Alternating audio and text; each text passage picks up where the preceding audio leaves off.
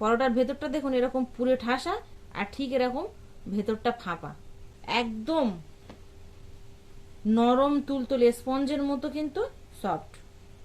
এটা আপনারা 24 ঘন্টা কেন 72 ঘন্টা রাখলেও কিন্তু এই পরোটাটা হার্ড হবে না, এরকমই সফট থাকবে।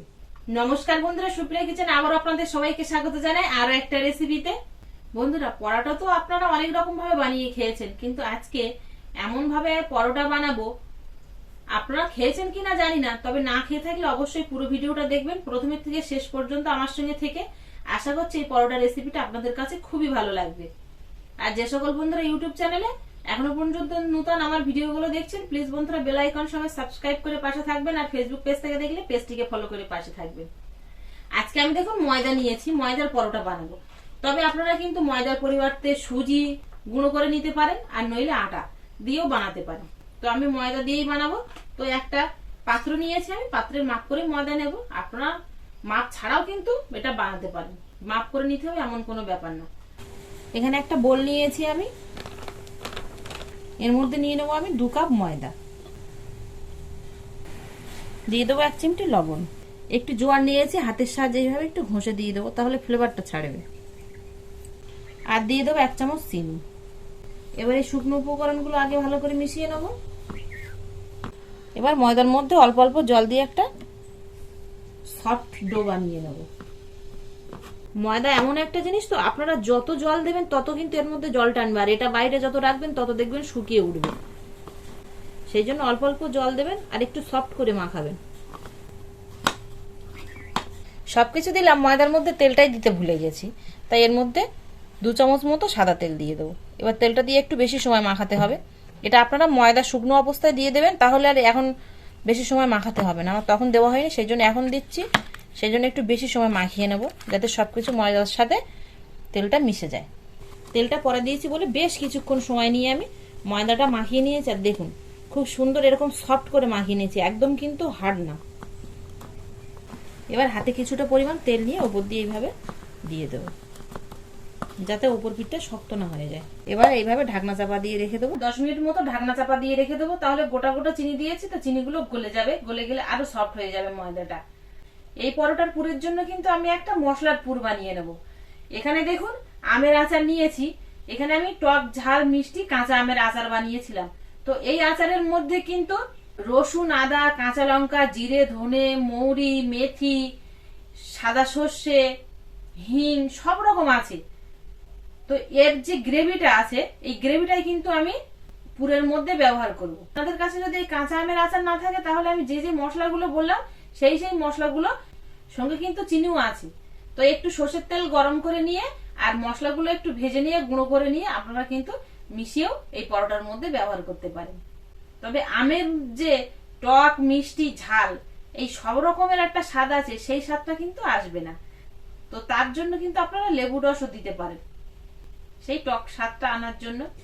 এবার এখানে আমি একটা পেঁয়াজ নিয়েছি, এই পেঁয়াজটাকে কিন্তু আমি কুচি করবো না, এই পেঁয়াজটাকে গ্রেট করে নেব। তো একটা ছোট গ্রেটারের সাহায্যে গ্রেট করে নেব। গ্রেট করলে একটু কচি কচি থাকবে, একবারে কুচির মতো কিন্তু মোটা থাকবে না। দেখুন একটু এরকম থাকবে। পেঁয়াজটা গ্রেট করে নেওয়ার পরে দেখুন পেঁয়াজের থেকে কতটা জল বেরিয়েছে, এই জলটা কিন্তু বাদ দিয়ে দেবো। একটু হাত দিয়ে চাপ দিলে এই জলটা বেরিয়ে যাবে। পেঁয়াজের কতটা জল বেরিয়েছে জলটা ফেলে দেবো। পেঁয়াজের ছিবড়েটুকুই আছে, তবে কিন্তু এর মধ্যে পেঁয়াজের স্বাদটা কিন্তু যায়নি, কারণ একেবারে কিন্তু আমি নিংড়ে নিইনি, তাই শুধু ছিবড়েগুলো থাকবে। পেঁয়াজের ফ্লেভার আছে, শুধু জলটা এক্সট্রা যে জলটা ছিল সেই জলটা ফেলে দিয়েছি। এবার এর মধ্যে আমের আচারের শুধু গ্রেভিটা নেব, আমগুলো কিন্তু নেব না। এবার এই পেঁয়াজের সাথে কিন্তু এটাকে খুব ভালো করে মিশিয়ে নেব। ঝালটা একটু বাড়ানোর জন্য ঝালের গুঁড়ো দিয়ে দেবো অল্প পরিমাণে। এবার ঝালের গুঁড়োটা দিয়ে ভালো করে মিশিয়ে নেব। পরোটার জন্য পুরটা রেডি করে নিয়েছি। এবার ময়দাটা চাপাটা খুলে নিয়ে আরেকবার একটু ভালো করে মাখিয়ে নেব। আর কতটা সফট হয়েছে দেখুন, বাটিটা একদম এঁটে গেছে। এবার এর থেকে আমি খুব বড় সাইজের পরোটা বানাবো না, তাই একটু ছোট ছোট সাইজের লেচি কেটে নেব। আপনারা যদি একটা পরোটাই খেয়ে পেট ভর্তি করেন, তো সেরকম বড় সাইজ করে বানিয়ে নেবেন। এবার পরোটাগুলো বেলবো।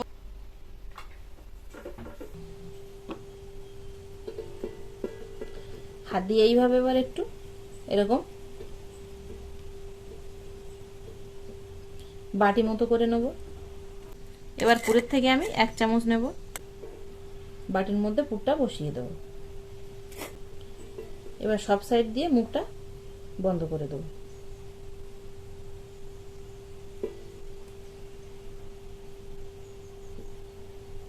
মুখটা এমনভাবে বন্ধ করবেন যাতে বেরিয়ে না যায়। এবার হালকা করে আমি বেলে নেব। খুব চাপ দিয়ে দিয়ে বেলার দরকার নেই, তাহলে কিন্তু ফেটে যাবে। এরকম হালকা করে বেলে নিলেই হয়ে যাবে। দেখুন আমি পরোটাটা কিন্তু খুব বড় করিনি, বেশ মিডিয়াম, মানে লুচির থেকে একটু বড় এরকম করে নিয়েছি। আর একটা বেলে নিয়েছি, দেখুন কোথা থেকেও কিন্তু ফেটে পুরটা বেরিয়ে যায়নি। এ সাইডে আমি ভাজার জন্য চাটু বসিয়ে দিয়েছি, গরম হয়ে গেছে, অনেকক্ষণ আগে বসিয়ে দিয়েছি। এবার তেল দিয়ে দেবো। বেলার আগে চাটুটা বসিয়ে দিয়েছিলাম, মানে বেলার সঙ্গে সঙ্গে কিন্তু এটা ভেজে নিতে হবে। এবার পরোটাটা দিয়ে দেবো। ওটা হতে হতে এ সাইডে আমি আর একটা রেডি করে নেব।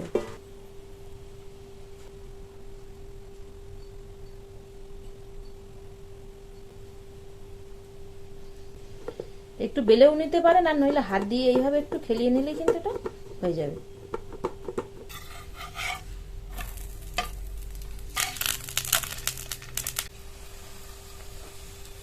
দেখুন পরোটাগুলো ফুলে কতটা বড় বড় হয়ে গেছে। খুব হাই ফ্লেমে ভাজার দরকার নেই, যেহেতু একটু মোটা পরোটা তো সেই জন্য লো থেকে মিডিয়াম ফ্লেমে ভাজবেন ধীরে ধীরে, তাহলে কিন্তু ময়দাটা সিদ্ধ হবে। একটা হয়ে গেছে। আর প্রত্যেকটা পরোটাই কিন্তু এরকম ফুলে বলের মতো হয়ে যাবে। দেখুন এটাও ভেজে নিয়েছি, তুলে নাও।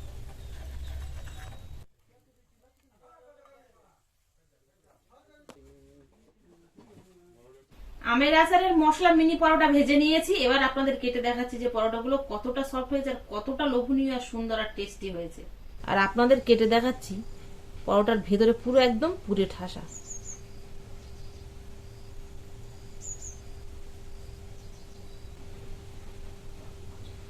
পরোটার ভেতরটা দেখুন এরকম পুরে ঠাসা, আর ঠিক এরকম ভেতরটা ফাঁপা। আর ঠিক দেখুন একদম নরম তুলতুলে স্পঞ্জের মতো কিন্তু সফট। এটা আপনারা 24 ঘন্টা কেন 72 ঘন্টা রাখলেও কিন্তু এই পরোটাটা হার্ড হবে না, এরকমই সফট থাকবে।